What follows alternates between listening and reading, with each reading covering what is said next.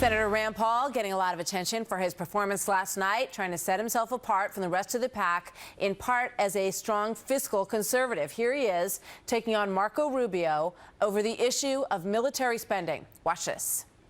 So the family is the most important institution in Nevertheless, society. it's not and yes, very I do want to rebuild the Marco. American military. How's it conservative? I know that Rand is a committed isolationist. I'm not. I believe the world is a stronger and a better place when the United States is the strongest military power in the world. Marco, how is it conservative? How is it conservative to add $1 trillion expenditure for the federal government that you're not paying for? How is it conservative? How is it conservative to add $1 trillion in military expenditures? You cannot be a conservative if you're going to keep promoting new programs that you're not going to pay for. That was a big moment last night, joined now by Kentucky Senator Rand Paul. Senator, good morning. When you look back at that and you hear the whole thing back in your head, how did you feel about that exchange? You know, I think it's one of the most important exchanges we can have and discussions we can have. We just raised the debt ceiling because people like Marco on one side want more military spending, but people on the left, like Chuck Schumer, want more domestic welfare spending. And the liberals and the right wing get together, but they're raising the spending caps, and we're getting further and further mired in debt. And I don't think we are a stronger nation the farther we are in debt. In fact, Admiral Mullen said that the greatest threat to our national security is our debt, and I agree with him. You know, the comeback from Senator Rubio had to deal with the threats that we face from Putin, from ISIS, the creation of the China's building islands in the South Seas, and that we can't sort of just stand by and let that happen. Is he right? I agree completely. I agree completely. Yeah, I agree completely. But, you know, we spend more on the military than the next 10 countries combined. You add Russia and China together and 8 more countries, and then you add up to what we spend. So we do spend a considerable amount. I'm as much for defense as the next person. I'm for a strong national defense, but I'm not for bankrupting the country in the process. So it's a good debate to have. How much is a good thing and how much is too much?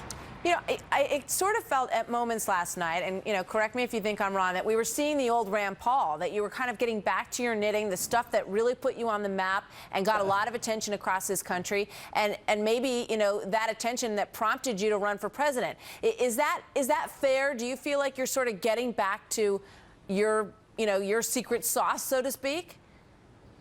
Yeah. You know what's funny about it is I feel like I've always been the same, but I got a moment to express myself. You know, I think the 90-second answers were helpful. Fox Business was very fair in the allotted time.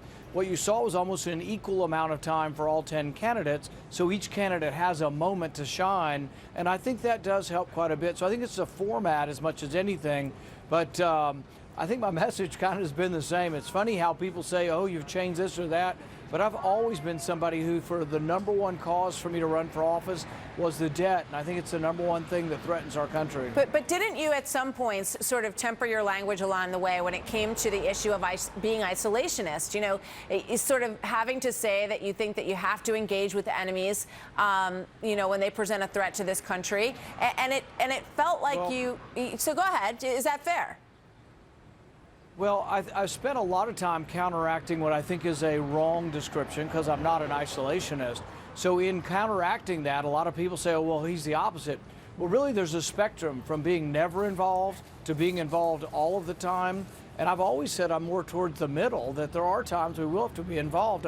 I would have voted to go to Afghanistan, you know, so it's not that I'm not for being involved. I'm also for being engaged diplomatically and for trade. So in some ways, the description is an inaccurate description, but it doesn't mean that I'm in love with most of the intervention in the Middle East. And I've always consistently said that toppling secular dictators over there has led to chaos and the rise of radical Islam. Let me ask you this. You know, what do you think about the sort of show of force that we're doing right now? We had paratroopers sort of showing what we can do in Europe over the course of the past week, and there's discussion about, you know, really upping our numbers in Europe to show Putin that he better not mess with us, essentially. Would you be in favor of continuing to strengthen our sort of presence in Europe? I think we do have obligations around the world. But I think that President Obama sending 50 people to war in Syria is the dumbest thing I've ever heard of. That's the most underwhelming use of force I've ever heard of.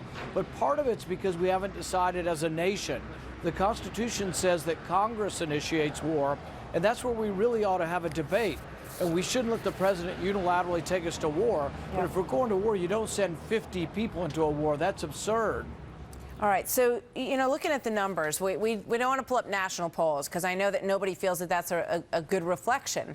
And, people can differ on that. But you're 11th in Iowa right now, and you're 9th in New Hampshire. So if you had a good night last night, how do you translate that into moving up in some of these polls?